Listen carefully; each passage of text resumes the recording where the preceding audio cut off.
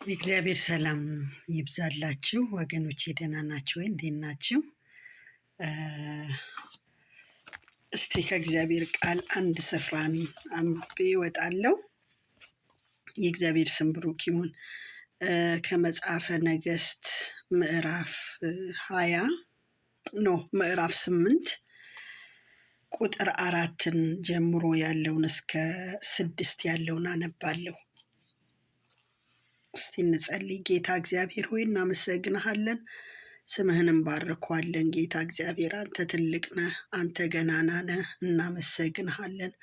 እግዚአብሔር ሆይ ደግሞ አሁን አንተ ተናገረን፣ ቃልህን ደግሞ ለነፍሳችን እግዚአብሔር ሆይ አንተ የሚጠቅም አድርገህ በውስጣችን አትምልን፣ በናዝሬቱ በኢየሱስ ስም አሜን። ይሄንን ክፍል አጭር አርጌ ነው የማነበው፣ ምክንያቱም ቪዲዮ እምቢ ብሎኛል ሪከርድ ለማድረግ በጣም እያሳጠረብኝ፣ በጣም ስላስቸገረኝ በቪዲዮ ማገልገል በጣም ችግር ሆኖብኛልና እስቲ ላንብብና በጌታ በኢየሱስ ስም አነባለሁ። ስለ ቤቷና ስለ መሬቷ ልትጮህ ወደ ንጉሱ ወጣች። ንጉሱም ከእግዚአብሔር ሰው ሎሌ ከጊያዝ ጋር ኤልሳ ያደረገውን ተአምራት ሁሉ ንገረኝ እያለ ይጫወት ነበረ።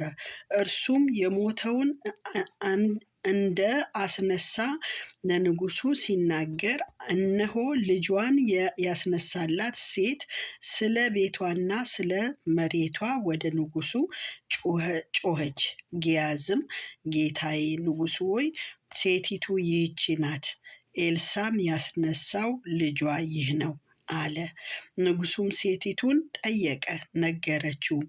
ንጉሱም የነበረላትን ሁሉ መሬቷንም ከተወች ጀምራ እስከ ዛሬ ድረስ ያለውን የእርሻዋን ፍሬ ሁሉ መልስላት ብሎ ስለ እርሷ ጃንደረባውን አዘዘ ይላል። የእግዚአብሔር ስም ብሩክ ይሁን። ወገኖች ይህንን ቃል ከጅማሬው ጀምረን ስናነበው እቺ ሴት ለኤልሳ በዚህ ስፍራ ላይ እስቲ ምን አለበት ማረፊያ ቦታ ብናዘጋጅለት ብላ ባሏን ጠይቃ ያዘጋጀችለት ሴት ናት። እንደገና ደግሞ ልጇንም ያገኘችው እሷ ጠይቃ ሳይሆን ምን ላድርግልሽ ብሎ ሲጠይቃት እሷ በቃ በቤተሰቧ መካከል መኖሯን ነበር ያሰበችው እና ልትነግረው አልፈለገችም። ነገር ግን የጊያዝን ሎሌ ልጅ የላትም ብሎ ነግሮት ከዛ በኋላ የዛሬ ዓመት ልጅ ታቅፊያለሽ ብሎ አላት እና ይሄ ነው ታሪኩ ከኋላ ያለው ማለት ነው። እና በረሃብ ዘመን እሷ ወደ ሌላ አገር እንድትሄድ ተናግሯት ሄዳ ነው። ከዛ በ7ኛ ዓመቷ ተመልሳ ወደ ነበረችበት ስትመጣ ነው ያለ ንብረቷ አልነበረም፣ ባዶ ሆናለች፣ ሁሉ ነገር አታለች እና ወደ ንጉሱ ልትጮህ መጣች። ነገር ግን እሷ ወደ ንጉሱ ከመጮኋ በፊት እግዚአብሔር ቀድሞ ነበረ። የእግዚአብሔር ስም ብሩክ ይሁን። ይሄንን ነው ከዚህ ስፍራ ላይ የምንረዳውና የተረዳሁትን ከእናንተ ጋር ሼር ማድረግ እንፈልገው። እሷ ከመምጣቷ እሷ ከመናገሯ በፊት እግዚአብሔር ከፊት ቀድሞ ነበረ። ምክንያቱም በእኛ ላይ ህይወታችን ላይ እግዚአብሔር ዓላማ ካለው፣ እግዚአብሔር ፕሮግራም ካለው፣ እግዚአብሔር አጀንዳ ካለው ከነገሮቻችን ቀድሞ እግዚአብሔር ራሱ በፊት ለፊት ቀድሞ ነገሮቻችንን ይጀምራል ማለት ነው።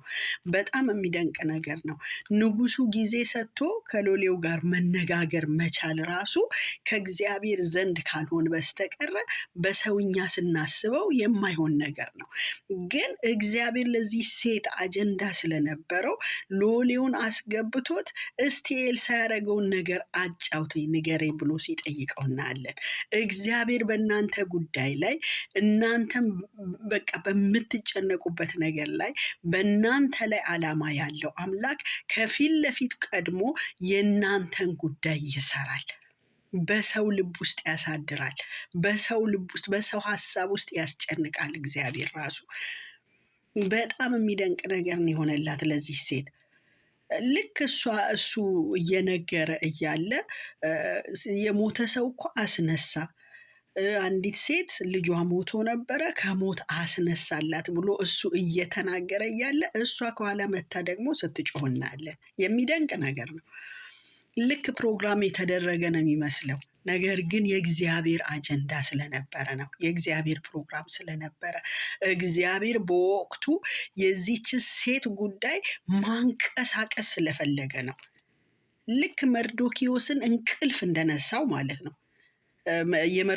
የመርዶኪዎስ ጉዳይ ንጉሱን እንቅልፍ እንደነሳው ማለት ነው።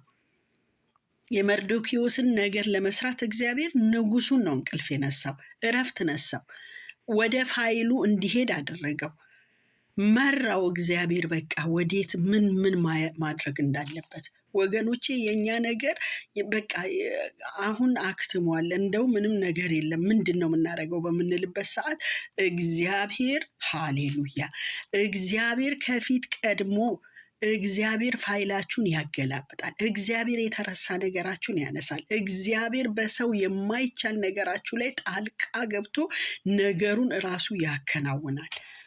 አጀንዳ ይኑር ብቻ በህይወታችን። የእግዚአብሔር አጀንዳ፣ የእግዚአብሔር አጀንዳ፣ የእግዚአብሔር ፕሮግራም፣ የእግዚአብሔር ዓላማ በህይወታችን ውስጥ ካለ ወገኖቼ ማንም ወድቆ አይቀርም። ምክንያቱም የእግዚአብሔር ጊዜ ሲደርስ እግዚአብሔር ራሱ ቀድሞ ስራውን ይጀምራል።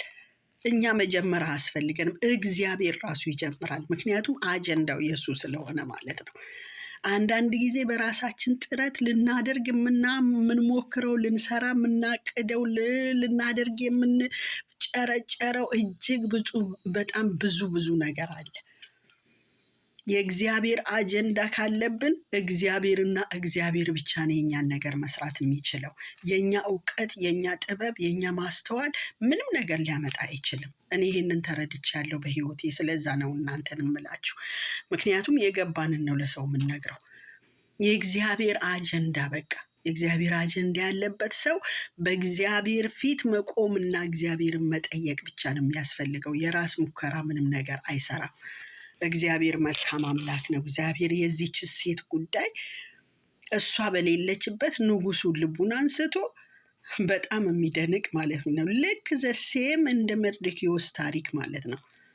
መርዶኪዎስ እዛ በውጭ እያለ ተቀምጦ በፍጹም እኔ ከዚህ አልነሳም ብሎ እያለ እግዚአብሔር ወደ ንጉሱ ጓዳ ገባ። ወደ ንጉሱ መኝታ ቤት ገባ። ጓዳ ብቻ አይደለም፣ መኝታ ቤቱ ድረስ ገብቶ እንቅልፍ ነሳው። እንቅልፍ ነስቶት ፋይል እንዲያገላብጥ፣ የተረሳ ስንት ዘመን የተቀመጠ የተደበቀ ፋይል እንዲያገላብጥ አደረገው እግዚአብሔር። ወገኖቼ በእኔና በእናንተ ህይወት ውስጥ እግዚአብሔር አጀንዳ ባለው ነገር ላይ እግዚአብሔር የተደበቀ ፋይላችንን ያወጣል። በዚህ አዲስ ዓመት፣ ይሄ አዲስ ዓመት እግዚአብሔር ወዳየልን የምንወጣበት ዘመን ይሆናል። የእግዚአብሔር ስም ብሩክ ይሁን።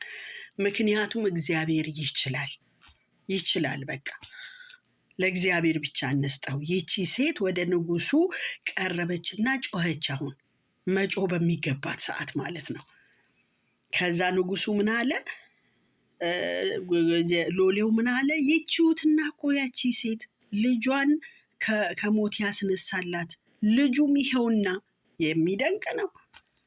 ልጁም ይኸውና፣ እሷንም ደግሞ ልጇን ከሞት ያስነሳላት ሴትም እቹትና እዚህ ጋር ቆማለች ብሎ እንድትገባ ተደረገ። እሷም ተጠየቀች። ስትጠየቅ ችግሯን ተናገረች።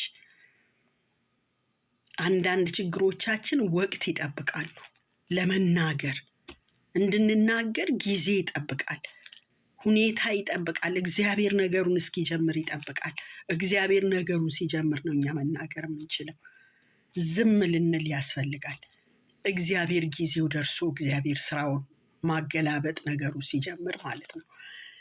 ስለዚህ በዛ በእግዚአብሔር ጊዜ አይደለም የዚች ሰዓት የነበራት ነገር በሙሉ እሷ እዚህ ሀገር በሌለችበት ሰዓት የነበራት በሙሉ እንዲሰጣት ብሎ ሲፈቅድ እናያለን በዚህ ስፍራ ላይ። ሃሌሉያ። የነበረላትን ሁሉ መሬቷንም ከተወች ጀምራ እስከ ዛሬ ድረስ ያለውን የእርሻዋን ፍሬ አላረሰችም። በዛ ሰዓት አልነበረችም። እሷ አልደከመችበትም። በዛ ላይ ብዙ ነገር አላደረገችም። እሷ በሀገርም አልነበረችም። ነገር ግን ፍሬዋን የምድሪቷን ፍሬ ያን 7 ዓመት የነበረውን ፍሬ ራሱ መልሱላት፣ ስጧት አለ። ወገኔ ሆይ ያንተ ነገር ከዚህ በኋላ ያልከው ነገር እግዚአብሔር በእጥፍ አድርጎ በበረከት ይመልስልሃል። የእግዚአብሔርን ጊዜ ጠብቅ። እግዚአብሔር መናገር መጮ በሚገባን ሰዓት ብቻ እንጩ። መጮ በማይገባን ሰዓት ኃይላችንን መጨረስ የለብንም። እቺ ሴት ጊዜው ሲደርስ ወቅቱ ሲደርስ ነው ወደዛ ሀገርም የተመለሰችው። ስትመለስም ደግሞ በወቅቱ ላይ ነው እግዚአብሔር በቦታው ላይ ከፊት ቀድሞ በሩን ከፍቶ ነገሩን ጀምሮ እሷ እንድትጮህ እድል የሰጣት። ስለዚህ ጊዜያችንን እንጠብቅ ልል እፈልጋለሁ።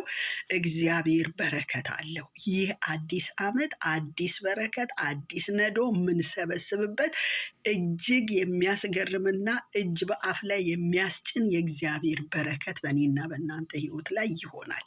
ጌታ ዘመናችሁን ይባርከው። ተባርካችሁ ቅሩ። እግዚአብሔር በእጥፍ